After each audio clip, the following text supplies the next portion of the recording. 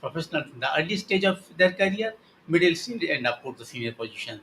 And we try to provide good content for the, especially for the students and the early stage professionals to thrive in their career. Today's guest is Pramit. Pramit is an electrical systems engineer. After completing his bachelor's from Value Institute of Technology in 2014, he moved United States to complete his master's from Virginia Polytechnic Institute and State University. On completing his master's, he joined Active as vehicle testing and validation engineer, and now he's serving in Nikola Motor Company in verification and validation, vehicle electric controls. He is a passionate person about his work and doing very very well.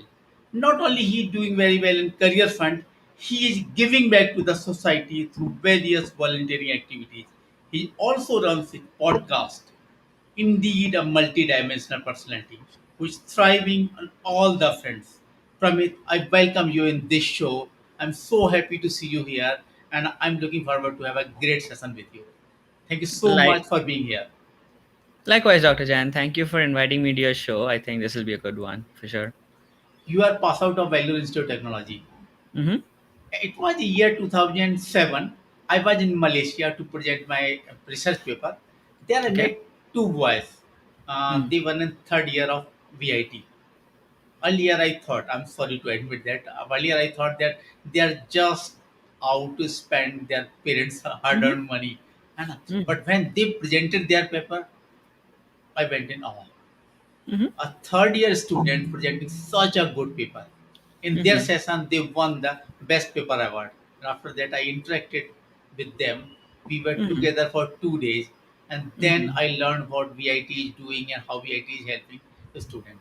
So to begin with, I would I would like you to tell your journey in VIT. Yes, Dr. Jain, your experience isn't in isolation. It's very common for students of VIT and as well as Manipal. We kind of, at least when I was there, we are both kind of, we had a friendly competition going on, but we both are have that stigma of being like in a private college. Not stigma per se. I think it's a privilege to be there. We get a lot of good facilities, but whenever you go somewhere, people will ask you where you're from, VIT, and the second question they'll ask you is, oh, how much do you pay, and when for tuition. And it is significantly more than say a government college, and when you tell them, they'll always make a face. So that's just kind of something we get used to. But the reason you did see that kind of quality in VIT is because VIT in Manipal they have a lot of clubs and events, and that in addition to the development they get from their technical education, you build a lot of soft skills as a result of being in these colleges, and that maybe it won't be apparent if you don't know seeing it from the outside in. But I'm glad you got to see what a VITian can do. In terms of and to answer your question, what was my experience in VIT like? I guess it was mixed. I think anyone who goes to VIT and who doesn't go to an IIT will first be like, oh, why didn't I get in? Even though to be honest, I never really studied enough to be there. I knew I wasn't going to get in, but there is this false hope just because you attend some coaching classes. So you go through that, and I think the first year, I'd say that I was in constant comparison. I was comparing the friends I'd made here in VIT to the friends I had in school, and I always measure them up to that. Over time, as I spent more time with them, I think I understood that people are different, and you shouldn't be comparing different sets of people to others. And that's the main thing I learned from there. And other than that, professionally speaking, the biggest thing was that I joined a vehicle team. So this was one of the two teams that was doing an electric vehicle competition at that time. Our team was called OGIS, which means energy, and we designed a Formula electric vehicle for a competition in Silverstone, UK. We took our car there. The car didn't run, but being in a vehicle team is pretty transformative. Anyone who has been on that in college will tell you that is different from just attending classes and then coming back home, because you do your classes, come back, you eat something, then from 9 to 2 or 3 a.m. You're in the lab working on your car. So that is kind of, just to give you in a nutshell, that's what my VIT experience has been wild, like in terms of friends and professional growth. And when you move to US, Mm-hmm. of course, there must be a and maybe a major difference in culture, in maybe Mhm. laboratories, learning. I think in so many situations, or you can say Yeah. dimensions, there must be a difference. So please Sure. let me. Yeah, let's talk about specific examples. So, say in my vehicle team in Velo, like you were expected to contribute in the team to be in it, just because we didn't have that much support, and it was hard to get stuff, and you were always kind of cash strapped and things like that. In when you were senior tech, you just joined the team, and in fact, I was paid for it because I was a research assistant, and so I got paid instead of having to pay. And I just things are I'd say things are easier.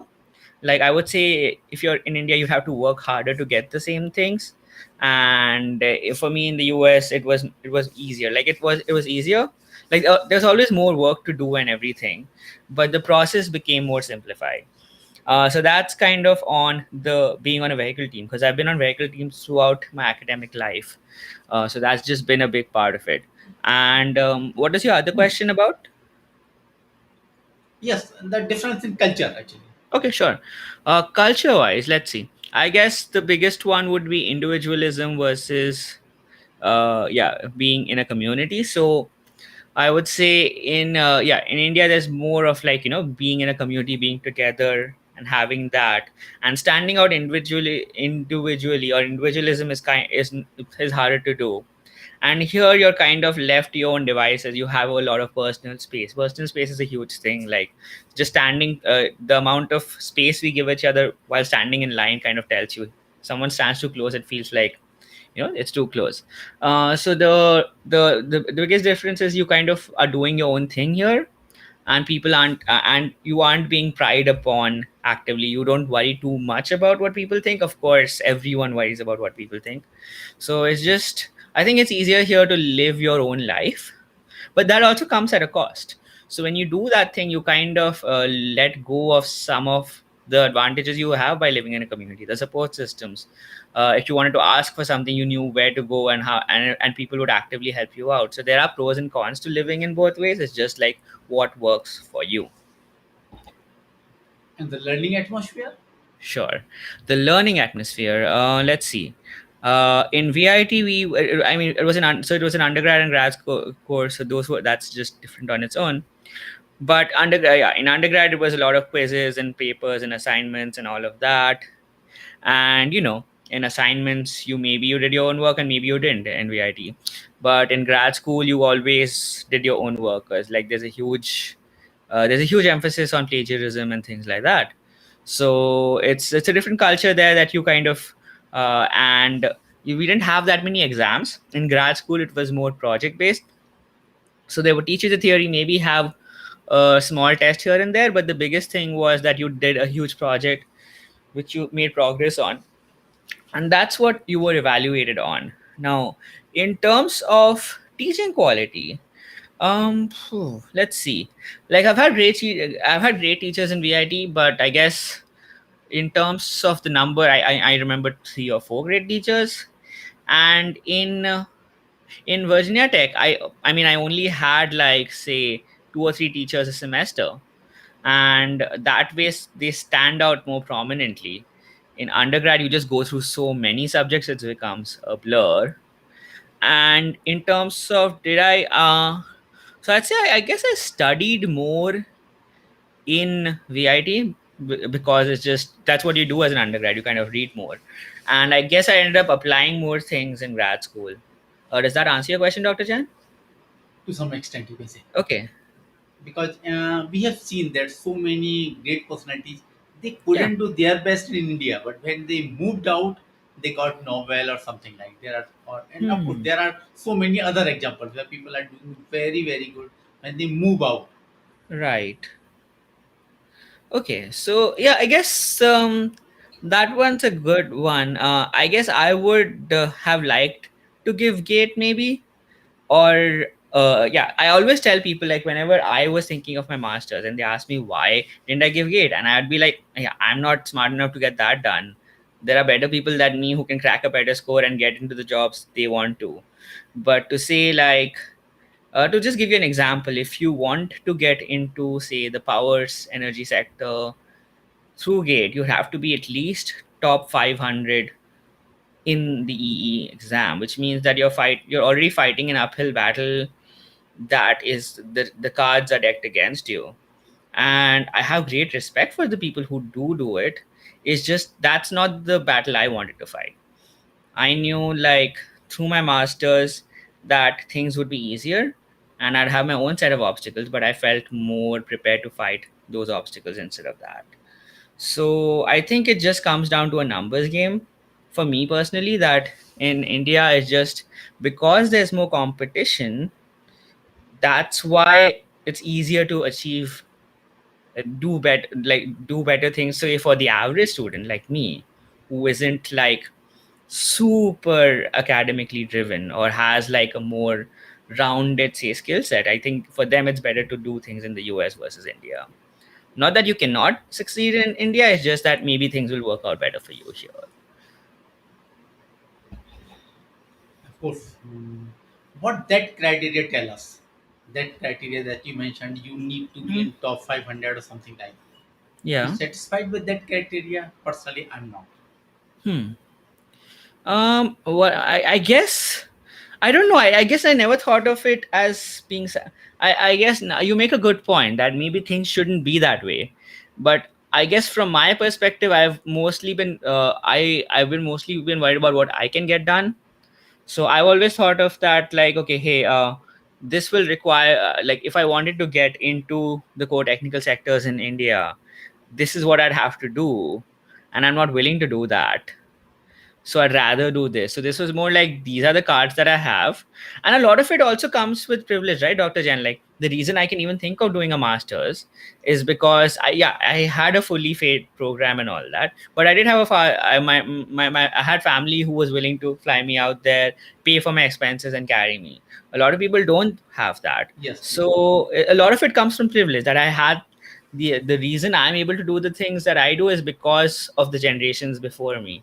So it's just, these were the options that are available to me, and that's the decision I took.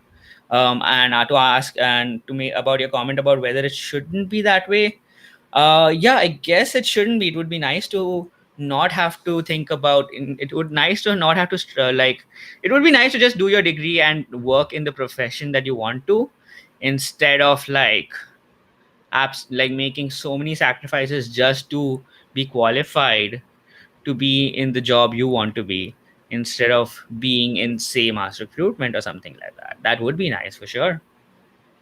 In India, we put too much emphasis on marks. Marks in school, marks in college, getting Hmm. so much percentile on gate and things like Right. that. We put too much, and of course, I may be wrong, but that kills that innovation, creativity, and things like that. Hmm. And this is the reason we are not good in terms of research and that innovations, etc. What do you think? Right. um I guess, let's talk. Yeah, I guess it's a couple of things, Dr. Jan. Because in terms of the strict admissions criteria, I've seen it's very interesting here, that, and it's like Indians who are getting admitted to colleges face a different set of struggles in US and India. So in India, you can just be good at academics, say, and get through the best colleges. And in the US, they have what happens is, because all the South Asian community is kind of put in the same bracket, they're kind of competing against each other to get into the same colleges. And South Asians by default are really good at academics and everything, so they are trying to get on top of the academics, and they have to have this huge variety of extracurriculars, volunteering services and all that. And it's a different kind of grind, because they're doing their classes and then they're coming back and they're doing their hobbies, they're applying to colleges. So it's just a different kind of struggle for both. And to answer your earlier question about, you said, oh yeah, the emphasis on marks. Yes, it's one Too of those much. things, I guess. Yeah, I guess I benefited from it, because when I was in school, I was not a very rounded person. I was like kind of above average in academics, and I studied to the test and everything. So I guess I took advantage of that system. I didn't have to worry about soft skills till much later. So it worked out for me. And yes, I guess I don't feel qualified to be in a position to say comment on India's education system, because it's like I can say like, oh yeah, it should be better, but I'm not doing anything about it, you know. But yeah, would it be nicer to have more soft skills and things like that? I think Ashoka University is doing that with their programs. They kind of look for a more rounded personality and things like that. But Dr. Chen, I was curious, like, so say for the technical programs, so say if you're going to IITs and NITs, if you were to structure the admission program, what are the things you would account for in addition to say technical capability? How would you restructure it a little bit? If I was just curious if you had some thoughts on that. Yes, maybe that psychometric test. I think psychometric tests play a role, huge role in that. But I think Okay. not only the academics. There must be, Hmm. if they are going to enter someone in the technical institution, that Right. individual must have that. That sort of interest, because I see. last year I got, I was in dilemma. One of my friend's niece got selected with Hmm. very good ranks in JEE as well as Right. for MBBS, and Congratulations. Wow. they were in doubt whether to go for Yeah. MBBS or JEE or Right. IIT. So ultimately they decided for to go for MBBS. Yeah. Why? Because doctors are considered more, on Hmm. all respects and land. So Yeah. that person go for like that. A person must have that technical aptitude or something like that Hmm. for to enter in that technical institution. Just Right. getting a very good marks in 12th and also in JEE doesn't Yeah. qualify someone to enter technical institution. Understood. So, and on that note, I guess I had a question about this, because we have so many coaching centers. So, if we were to do psychometric tests, I am sure that like a lot of the coaching centers would pick up that and would game the system to get maximized marks again, because you would have to get ranked on it, right? They Do are you going think to that? manipulate it.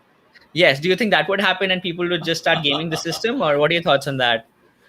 Actually, in my so many years experience, I have met so Yeah. many persons who have qualified JE, and Yeah. some of them uh, and told me that they were Yeah. not at all interested in that, and they are still not Mm, interested in taking this thing.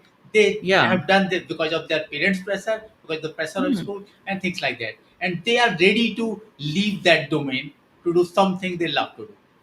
I see. So, in your experience, Dr. Jain, what are the like the people you talk to from engineering colleges? What are the professions they'd rather go into? I'm very curious. Uh, of course, because parents in most of the cases, because I Yeah, belong to that domain actually. understood, understood. So in most of the cases, I'm sorry to say that, but in most of the cases, parents try to fulfill their dreams through their children. So maybe Hmm. if, because I belong to the engineering category, of course, I have Right. done graduation from a state engineering college in MP. Hmm. And, Hmm. so some of my friends who could not enter, of course, at that time, I was not aware about the IIT, etc. I belong to a very Hmm. small town where I Right. knew about only two exams, that pre-engineering test and pre-medical test, to be honest. Because I have taken the mathematics, so engineering was the only option that I have got. And Understood. fortunately, I got selected in that. Hmm. But yes, there were Indians who wanted to go into IIT, who belonged to that good places like Bhopal and or like that. They wanted to go into it, but they could not go. So they were trying that their kids go to the IIT or like that. They tried Understood. that thing. Hmm. So even in some cases, even if the kid was not ready for that, they tell us, yes, by going to the IIT, your entire career will, you will have lots of money and security or things like that. So they have taken that. Okay. Okay. Understood. Thanks for sharing your experiences as well. That was pretty good. And in my case, Yeah. maybe again, I don't know what is going to happen. My son, you have just seen Vidhan. Uh, Yeah. in 11th, he has taken PCM. And after Right. passing class 10, 11th, he told me, Papa, I don't want to continue in PCM. I told, why? Okay. Papa, I don't want to do engineering. I Okay. told him, even if you don't want to go into engineering, just complete 12th with mathematics and take whatever subject you want to do. So, Yeah. yeah, if I don't want to do engineering, why I should take PCM? And I will take Hmm. mathematics because I want to do business.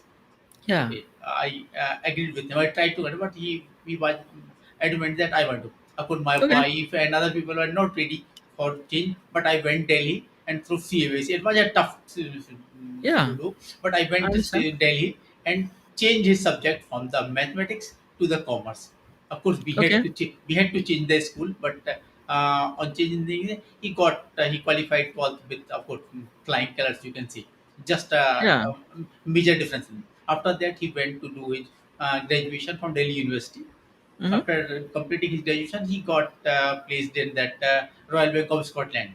After Mm. working almost for 2 years, Okay. he left the job and he said, "I don't want to do this. I want to do something of my own." Again, Mm. most of people, relatives are not ready for living in them. But I tell you, if you want to Mm. go ahead with your thing, you do that. He left the Mm. job and doing that entrepreneurship, a digital entrepreneur, and of course offline mode. So he's doing that Right. thing.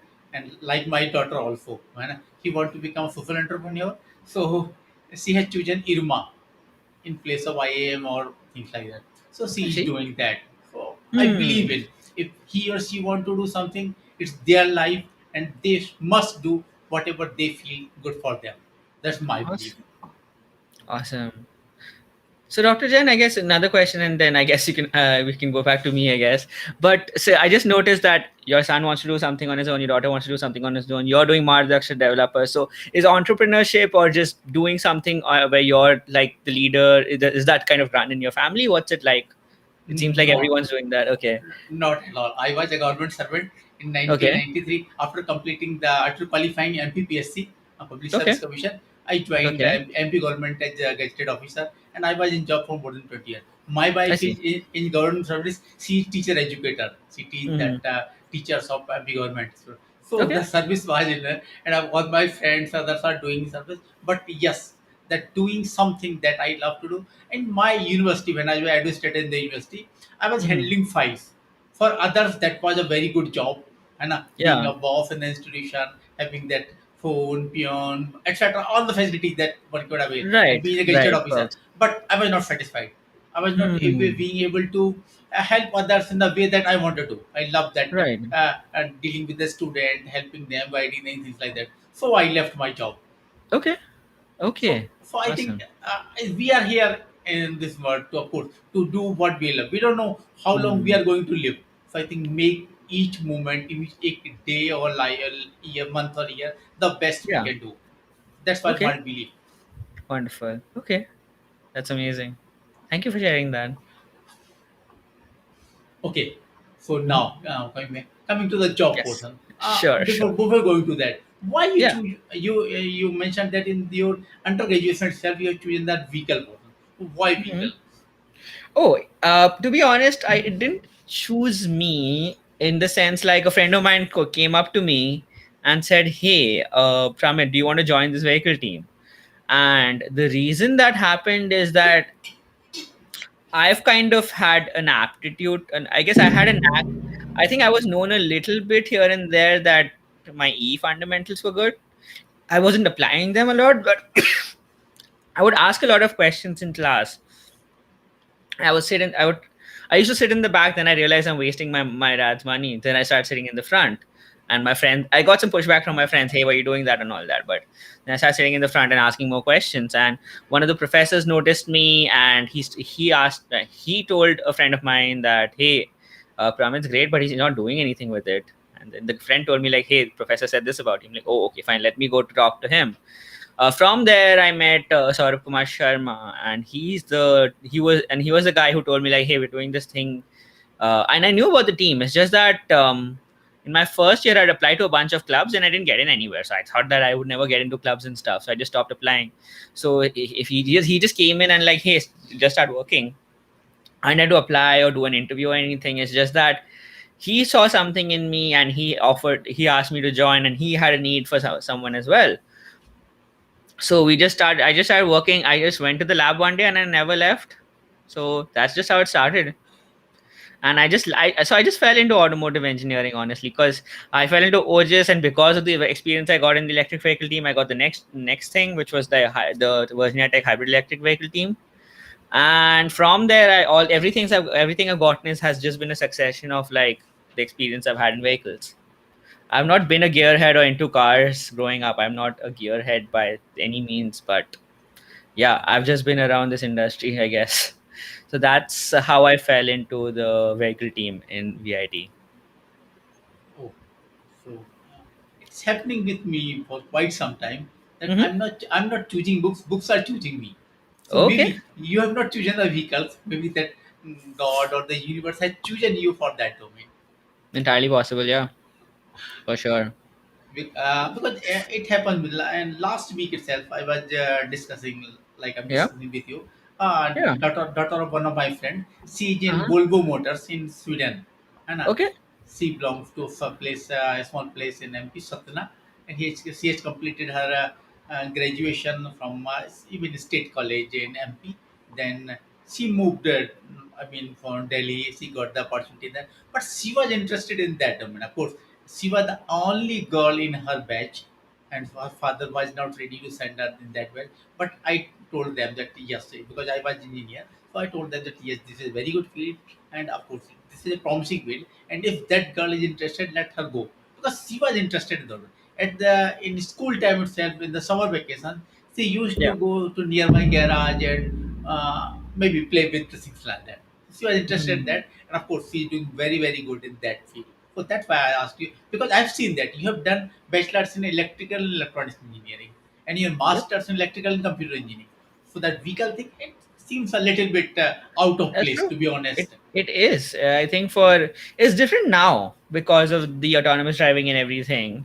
But when I started out, there were not very many EEs getting into cars because most of the vehicle teams were conventional, and there's very little work for an EE to do. Usually, there's one EE, and that's pretty much it. So yeah, I've always been an EE where with the majority people being ME. When I got to my job, it changed because my first job there were very few automotive enthusiasts. Because in certain companies, people making autonomous driving technology is just so much software. You don't need people with vehicle experience to actually make the software, which is interesting. Um, but yes, I fell out on the first one and the second one, but I've always been around MEs, and it's just been part of my experience, and I know how to relate to them and talk to them and have the conversations they want to have as well. So that's part of my experience for sure. Yeah, great observation on that, Dr. Chan. Good. So, Pramit, we would like to know a typical work day in your life. Okay, let's see. What I guess this is my fifth week at Nikola, Yeah, it and in is. Nikola we're making electric and hydrogen trucks. So I'm on the electric vehicle team, and a typical day starts out with, let's see, on a typical. One thing I have in mind is usually I need to get either a gym session in, or I do a martial art called jujitsu, which is more about self defense. So depending on that, I figure out how early I want to get in and how late I want to get out. And yeah, usually I come in, I have a list of tasks, usually high, medium, low priority. I figure out what needs to get done, and usually I start making that list on either sometimes on because I just started this job, so I'm working some weekends as well. So Sunday evening I'll make that list. It's not perfect, of course. I don't always make it. It's just like trying to get more consistent at it. That's great. But I make that list. I figure out what really needs to get done. I start working on that. I have my supervisor sits next to me, so we kind of try to meet every day and go over that. But right now, say I'm writing test cases for the electrical system. So part of it is analyzing the vehicle, seeing what requirements have been written, how you would test it in a way to meet all the safety criteria. So there's documentation involved, and if I get stuck on something, what I try to do is I try to figure out stuff on my own first, because what I've noticed is good to ask questions, but it's also good to not ask questions again and again and again to a point where you're annoying someone, because then it feels like you're just using them as a Google button, right? Yes. So I try to find out things as much as possible, and then I go to them and show them like, hey, I need help with this. This is all the things I've tried. Can you help me with that? So yeah, if I get stuck somewhere, I ask someone. And since I'm new in the company, I've made it a goal to meet 3 people a day, and I track down the people I meet. On weekends, I send out 3 LinkedIn connections. So that way, I've been going around introducing myself, especially to the people I'm going to be talking to. Because as a validation engineer, you're going to be in meetings where you might tell people that there's a bug in something. What you're essentially telling them is that there is a mistake in something they've created, and that's a big thing for someone as a validation engineer to do. So I don't want my first meeting with someone to be in a meeting where I can't see them and tell them like, hey, your thing is wrong. So I want to make these connections early on, especially with the people at interface, and talk to them and them getting to know me, so that when we actually meet for work, it's not going to be uncomfortable and confrontational. So that's what I'm trying to do right now. I'm trying to get my work done. I'm trying to meet people, and I'm also trying to figure out what's going on in the company. But at the end of, and I'm also looking at other projects. I'm trying to be like an ISO auditor, so there's training for that. But I, at the end of the day, I do realize I have to keep in mind is that what I get paid for is to write test cases. So if I'm doing all these additional things, I may not get credit for it. This is selfishly for my own thing. So I end up working longer and all that, but that's fine. That's a sacrifice I'm willing to make. But because I have to keep in mind that my boss and what I'm accountable for is the work that I've been paying for. So I mean, need to get that done, and then I can do the other things. So that's what my work day is based around. How do I get my core work done, and how do I do the things I want to do as well? So that's kind of my work day. Does that answer your question, Dr. Jain? Yes, to some extent. Uh, Okay. People are very curious about the electrical vehicles because in India, of Sure. course, they have just entered. We have a lot. We have a long way to go to make it the Mhm. normal go. So, what makes electrical vehicle a future of the industry? Sure. And I would say that based on the trends I've seen right now, and the amount of support India offers in terms of the engineering services, there's a lot going on right now, especially with say Ather and Ola Electric. The scooter's already out, and there are a lot of companies like Surya and a lot of Surya and things like that, who's run by Christy Fernandez. So I've actually connected with like some of the leaders in EVs electrification in India, and they're doing, yes, a lot of it is anticipation as to what's going to happen. But now is a great time to be an to work towards EVs in India as well, just because of the market we're in. And but to answer your question, what makes an electric vehicle the vehicle of the future? I guess let's go to the basic one. So the first one is that an electric vehicle has fewer moving parts, and so as a result of that, and because it has a fewer moving parts, you don't need to go in for oil changes and regular servicing. So like the upkeep on the electric vehicle is lesser, and compare, but you have to pay more upfront because of the cost of the batteries, and the emissions are less. Now I'm not an expert on, say, so there's something called a tailpipe emission, which is like at the vehicle, and there's something called a well to wheel emission. Now well means like the petrol well to the wheel of the car, so there's that whole thing. So in that way the emissions are, now I don't want to say the emissions are less for battery electric vehicle, because I don't know the math. I don't understand the math on that completely. But yes, at the vehicle level the emissions are less because it's not emitting any smoke or anything like that. There's an argument to be made that battery electric vehicles, the lithium mining and all that, can cause environmental reparations, but I'm not an expert on that part. Um, and what else does it? Yeah, and other than that, electric vehicles work pretty well with autonomous driving technology. It's not that you can't make self-driving cars that aren't conventional. It's just that because of the electrical systems and the simplicity of the electric vehicle, it makes it easier to control using the self-driving technology. So and other than that, motors in general are on average more efficient than an engine.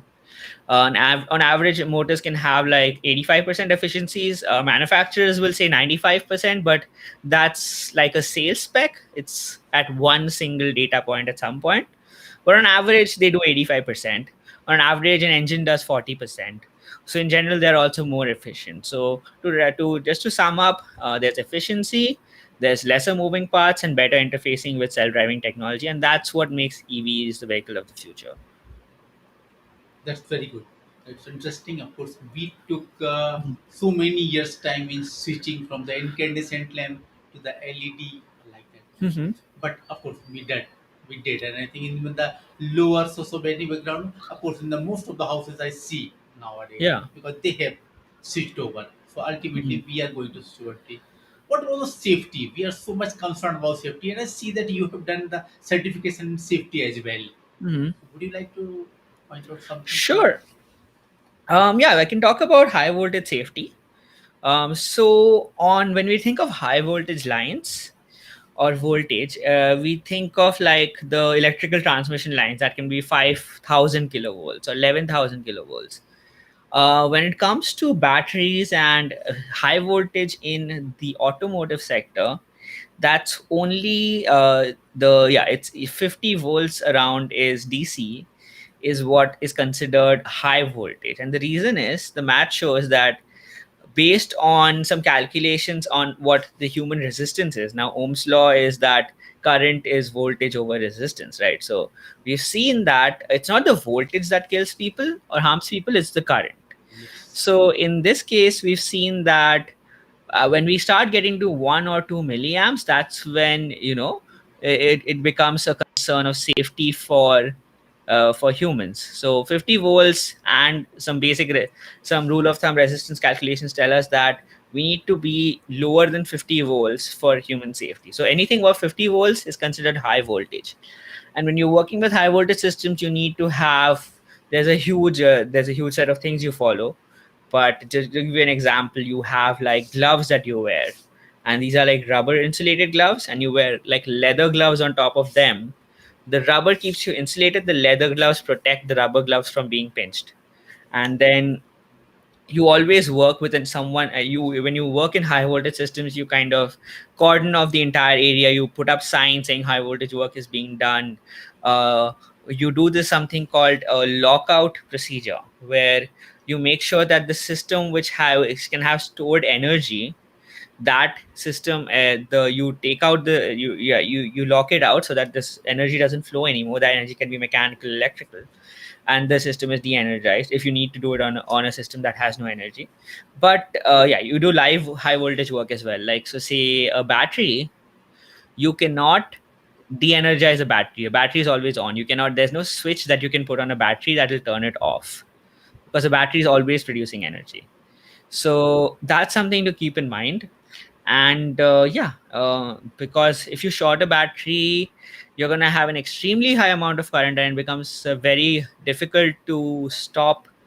It's called a thermal runaway. When a battery shorts and it starts overheating, it's very hard to control that. So yeah, these are systems that are potentially dangerous, but we have protocols in place to make sure that we work safely around them.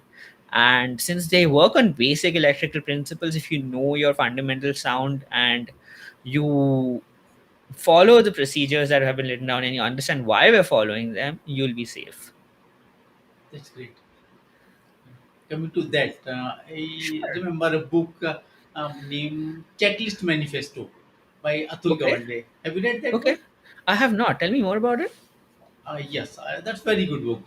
Checklist Manifesto by Atul All Gawande, right. and Okay. he's a doctor, and Uh-huh. initially he started making checklist for uh, in his hospital for making operations, etc. And of course, some airlines has approached him for that, following that procedure in airlines.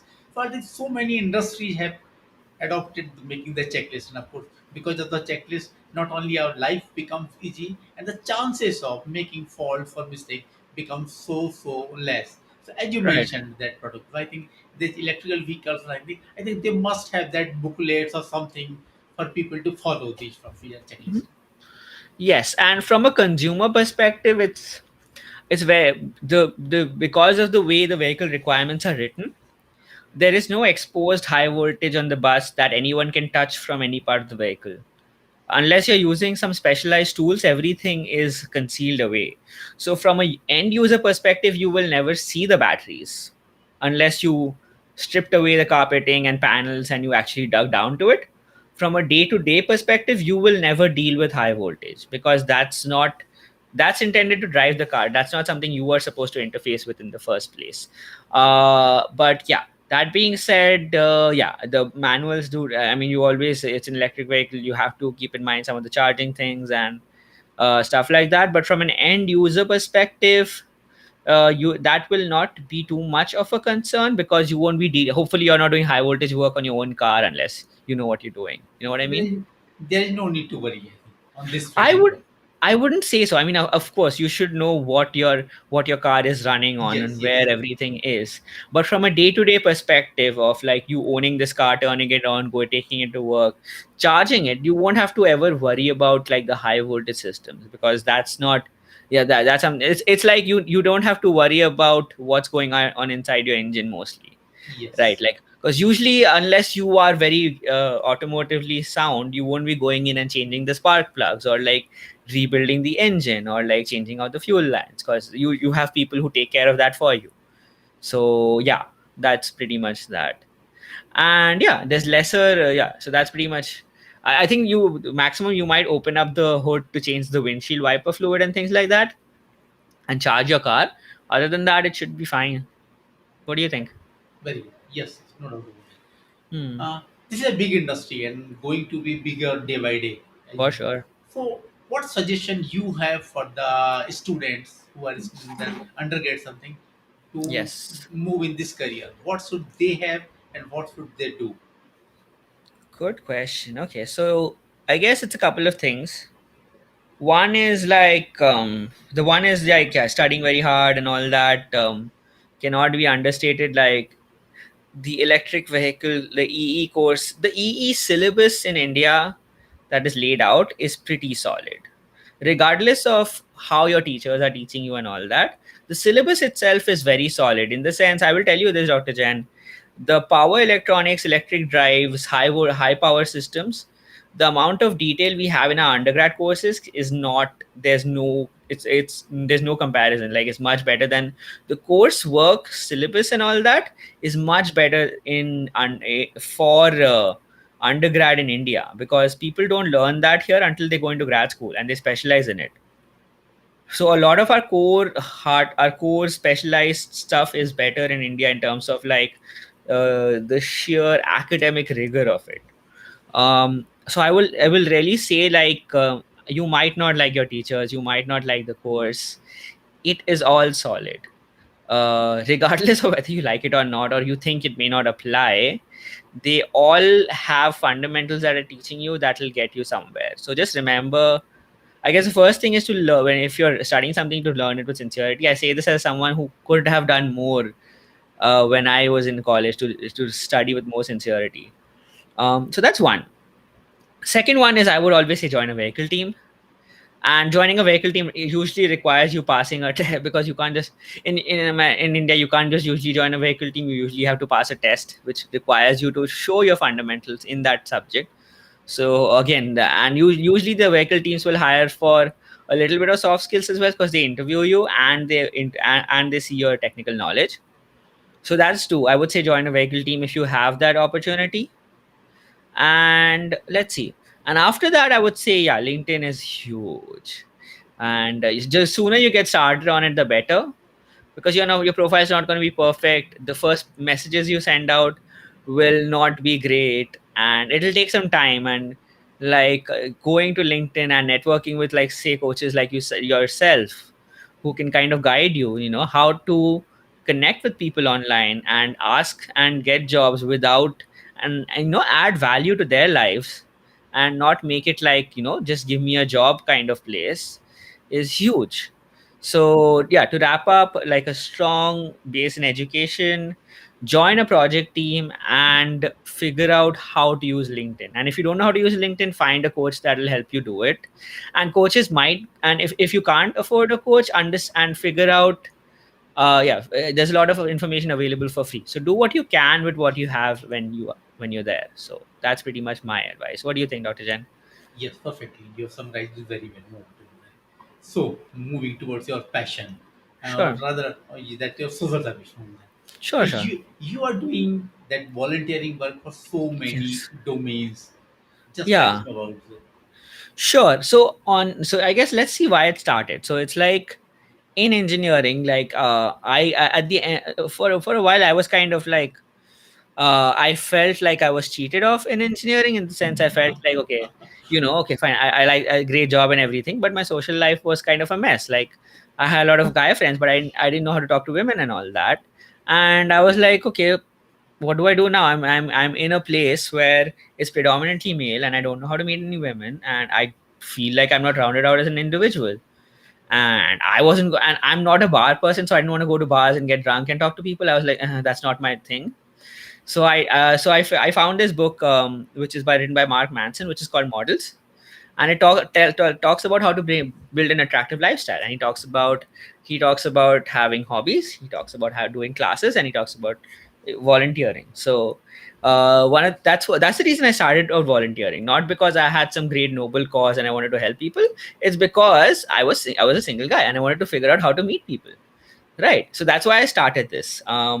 And so then I started looking into the things, and I found my local humane society. A humane society is where dogs and cats are put up for adoption. And the reason this exists is because we have more domesticated animals than there are homes for them. So these are kind of transition places where people keep them, and prospective people come and adopt them. And so I started walking dog. So I did some walking dogs and things like that. I did that for a while. Then I've also done. Then yeah, that's one thing I done, and then another thing I found is Meals on Wheels, which is it's a food delivery program for senior citizens. So that's another disadvantage of individualism in India. Usually, I know there is an issue of parents being abandoned and things like that. And I say this as someone as an only child. My parents are in India, so I don't have a huge leg to stand upon here. But yeah, so there is a situation where what happens is, like, a lot of senior citizens they live in homes, and their kids aren't there, and they become so old that they aren't able to fend for themselves. So Meals and Wheels is a delivery service program where you collect the meals from one place and you go deliver one hot food and one cold food, and since they can't drive out and things like that. So it's just like a assistance program for that. So that's another thing I've done. And then another thing I did for volunteering is called SOFAR. And now SOFAR is also in Bangalore and in other places in India. What they do is secret shows, in the sense they will set up concerts in someone's house. You obviously volunteer to sign up your house for it, but you'll have people coming over and all that, and they don't announce the location till 2 weeks. So I was a volunteer helping them run the shows and things like that. And yeah, and I've also done like other volunteering here and there, like for a marathon at pick up water and all that. And I haven't done volunteering in a while, and that's something I think we've had a discussion about that also, right, Dr. Jain? Like, I haven't figured out. It's like all these things were great, but long term, when things got difficult, when I didn't stick to it. So it's like volunteering is something I'm still figuring out. Like, uh, I'll still do some volunteering, but right now my life is like, I want to do my jujitsu, I want to do my gym, I want to do my kathak, and I want to go to work. So just 4 things. I used to do 10 things. I'm kind of narrowing it down, and I like the idea of volunteering. I just haven't found a cause that I relate so strongly to, where when things get difficult, that's the why that will move me forward and keep me continuing to do it. So I've done volunteering very intermittently, like I've done it for like a year or something, but I haven't still found something that I'll do for years. You know what I mean? But yes, there must be something that maybe from your childhood or something. There must be a thing. Maybe you are not able to find out or explore as of Yes. now, but there must be a Yes. thing that you are passionate about and that you would like Oh, to keep on for years. yes. So I guess what I'm passionate about is meeting people and connecting people. And I always try to find things with a social element to it. And that's why I end up doing the things I'm doing. So that's kind of what I'm passionate about. Great. Yeah. And tell us about your podcast. Sure. So I'm doing, because so a couple of years ago I started doing Kathak. So what happened is, I was in Indiana and I was the first male student that joined, and my teacher had been teaching for 20 years, and I was the first guy who showed up at her doorstep. So from there, I've been doing Kathak with her. Now I do Kathak with private lessons with this person called Tanveer Alam, who's in Toronto. My first teacher's name was Dr. Ananda Sen. So once I started doing Kathak, I also listened to a lot of podcasts, and I found this podcasting course like that teaches you how to do one. I saw this course, and I was looking at Kathak, and I realized there's no Kathak podcast, and I realized that if I start this, I'll be the only person doing a Kathak podcast, which is so rare because there's so many. Every topic has a topic has a podcast. Kathak had none, so I was like, I'm gonna do this. And Yeah, that's so it's called the Kathak podcast, and I have an Instagram channel called Kathak Ka Chakkar. That's just a name I came up with. I was pretty surprised that AI, both the Kathak podcast and Kathak Ka Chakkar, do not that I could have both domains and no one uses them. I'm like, great. So then I share clips of my podcast on Kathak Ka Chakkar, and the Kathak podcast is hosted on pretty much all platforms. I bring on, like, we call them Kathakars or Katakas, the people who are practicing practitioners of Kathak. Practitioner is a better term for it encompasses everyone. So people who are experts in this field, I bring them on and I ask them about their experiences. So I've done 44 episodes so far, Wow. and I've released 26. So I have 20 episodes in the pipeline. So I'm not actively interviewing right now because I have like episodes in the pipeline. But yeah, I'm bringing on new guests. It's been a great experience. It's been a great way for me to establish my presence. Because if you go the traditional route, Dr. Jan, like if you think about it, Kathak is a place where you have to spend at least 10 years to get Yes. somewhat good. But since I'm offering a service where you don't have to spend 10 years to get good at podcasting, and it's not something everyone else is doing, I've been able to like establish some sort of a presence. Not known worldwide, but in the US Kathak scene, I'm pretty well known, I'd say, because I'm the only person in the game. That's why. So yeah, it's been going well. And what about your guests? All from India or some other country as well? Good question. So because of this, I found out that there is a. So if you think about it, we think of Kathak as an Indian classical dance form. But before 1947, Pakistan was part of India and we were all the same country. So Pakistan has a heritage of Kathak as well through Lahore and Karachi, because Pakistan is maybe a new country. Lahore and Karachi are not new cities by any means. Yes. So there is a so I found out about Kathakars from Pakistan and how they're trying. And since traditionally we have the Jaipur Gharana and the Lucknow Yes. Gharana and the Raigarh Gharana and the Banaras Gharana, the people in Pakistan who are talking about Lahore Gharana, and there's a lot of as you can tell, there might be a lot of controversy around that. So yeah, there's people from Pakistan, there's people from the US, of course, like second, third generation. There's a dancer in South Korea. So I try to do is I try to find people all across the world who are practitioners in Kathak, who have that's their main thing, and who have a message to spend across it. So I don't really worry about where they're from, honestly. I'm just very more interested in what's the story they have to tell, and so that's what I focus on. Wow. So you can say you're building a community.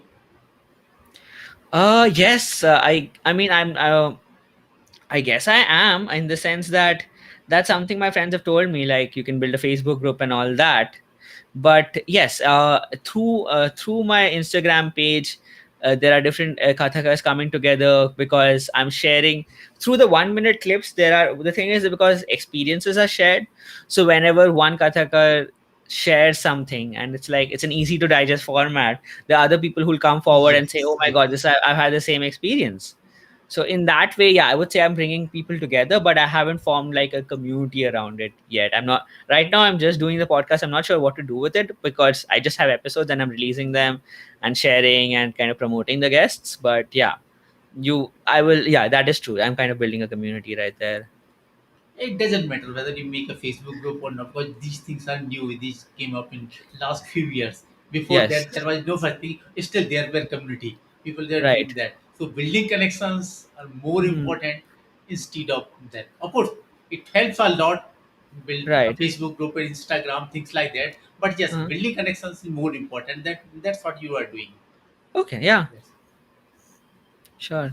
Okay. So moving ahead to what is in store in the next 10 years or things like that. Next 10 years. It's a good question. Let's see. Let's start with the. So what I think of life in like quarters. So 12 weeks.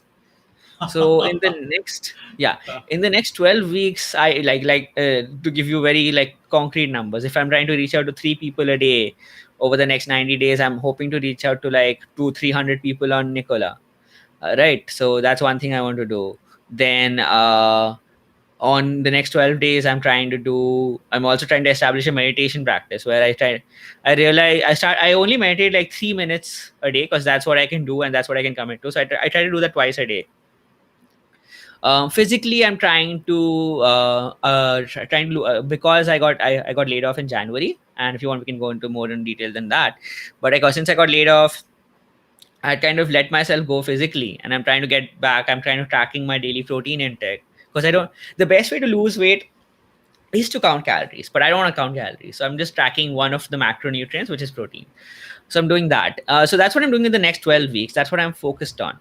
In the next 10 years, I guess so. Looking at it from a perspective of my career, Nicola, I'd like to be a product owner. I'd like to be someone, person, people. I'd like to have an established track record of solving problems and being the go-to guy where people can rely on as a resource. I want to be reliable. I want to be known as reliable as someone who can come to, someone who can get things done and influence and make a huge impact in this company. Then from a personal standpoint, I want to make sure that I have enough money to take care of my parents, fly back at a moment's notice, and have that sorted out for them also. So have enough money for myself and them. Yeah. And then what else? So that we talked about work, we talked about personal.